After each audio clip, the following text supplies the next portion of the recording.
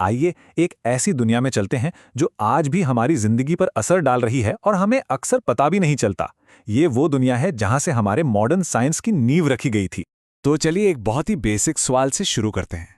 हम रोज जीरो का इस्तेमाल करते हैं, है ना? पर कभी सोचा है कि ये आया कहाँ से? इसका जवाब सिर्फ एक नंबर की कहानी नहीं है। ये तो एक बहुत बड़ी इनोवेशन की कहानी है। और इसकी जड़ें पता है कहाँ है? प्राचीन भारत में। तो सबसे पहले बात करते हैं नंबर्स की भाषा की, मतलब मैथ्स और ज्योमेट्री। ये वही भाषा है जिससे हम इस यूनिवर्स के राज खोलते हैं।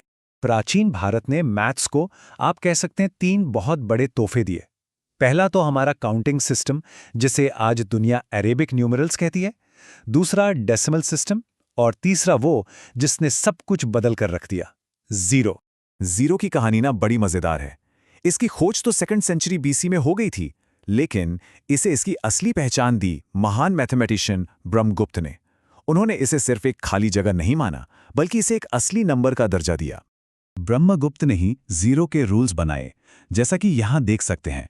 उन्होंने कहा कि जब एक पॉजिटिव और नेगेटिव नंबर बराबर हों तो उनका जोड़ जीरो होता है। इस एक छोटे से आइडिया ने मैथ्स की दुनिया हमेशा के लिए बदल दी।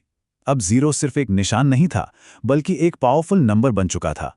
और मैथ्स सिर्फ नंबर्स तक ही नहीं था। सुलभ सूत्र जैसे पुराने ग्रंथों में ज्योमेट्री की कमाल की नॉलेज मिलती है। और आर्यभट्ट के काम ने तो जैसे ट्रायंगल का एरिया निकालने के तरीकों से ट्रिग्नोमेट्री की नींव ही रख दी। तो चलिए अब जमीन से उठकर आसमान की तरफ देखते हैं। पता लगाते हैं कि इन मैथमेटिकल टूल्स का इस्तेमाल करके प्राचीन भारत ने यूनिवर्स के कौन से राज खोले। ये स्लाइड हमें 1000 साल के एस्ट्रोनॉमिकल सफर पर ले जाती है। 500 बीसी के ज्योतिष वेदांग से लेकर, जहां चांद की पोजीशन कैलकुलेट करने के तरीके थे, 6ठी शताब्दी तक, जहां आर्यभट्ट और वराहमिहिर जैसे महान विचारकों ने आसमान के नक्शे बनाए और इक्लिप्स यानी ग्रहण को समझा। और मजे की बात यह है कि उस जमाने में भी साइंटिफिक डिबेट होती थी। आर्यभट्ट ने कहा कि सूरज स्थिर है और धरती उसके चारों ओर घूमती है। सोचिए कितना बड़ा क्रांतिकारी आइडिया था। वहीं वराहमिहिर का मॉडल थोड़ा अलग था। इससे पता चलता है कि साइंस हमेशा से ही सवालों और अलग-अलग विचारों का मैदान रहा है। और जब बात आती है प्रिसिजन की, तो आर्यभट्ट का कोई मुकाबला नहीं था। उन्होंने पाई की वैल्यू 3.1416 बताई। उस समय के हिसाब से ये इतनी सटीक थी कि यकीन करना मुश्किल है। और आज भी हमारी कैलकुलेशंस का बेसिस यही है। अच्छा, अब मैथ से बाहर निकलकर फिजिकल वर्ल्ड में आते हैं। देखते हैं कि प्राचीन भारत ने मेटल और मेडिसिन की फील्ड में क्या कमाल किया था। मेटलॉजी यानी धातु विज्ञान में भारत बहुत एडवांस था। सोना चांदी से लेकर स्टील तक सब यहां बनता था और एक्सपोर्ट भी होता था। दिल्ली का आयरन पिलर इसका सबसे बड़ा सबूत है।